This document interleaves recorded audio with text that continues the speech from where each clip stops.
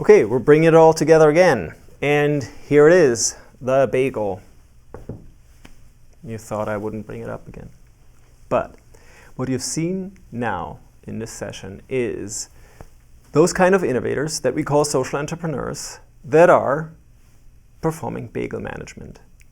They're protecting the dignity of stakeholders, of people, and they're reducing the impact on the planetary boundaries. Right? They're moving humanity towards a safe and just operating zone, which is represented by the bagel or by the SDGs.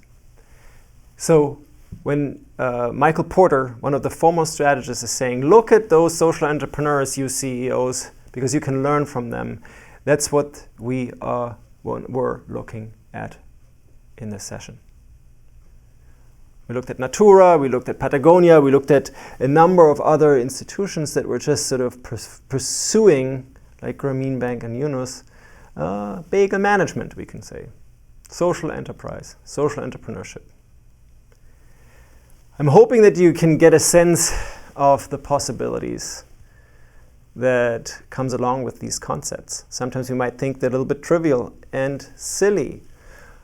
On the other hand, I hope that you understand the broad reach, the appeal, the possibility that those perspectives bring. There is no traditional pathway to be social entrepreneurial other than trying to understand some of the biggest problems, social problems and environmental problems, and working towards a solution. Social entrepreneurs are typically happier because they do that. They work on meaningful problems, most likely together with others, because they can't do it by themselves. They do so in a way that they can earn money, so they don't have to be the typical kind of victim suffering.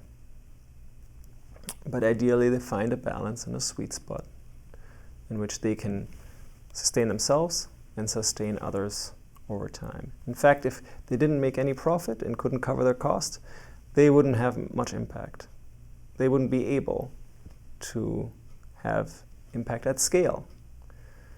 Now notice that for social entrepreneurs, profit is not the end goal, it's a means. It's a means to an end.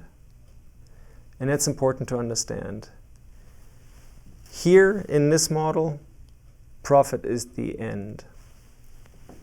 In this model, profit is a means. You need it, it's important, and it's not the ultimate goal. The ultimate goal is to create profit for a flourishing world,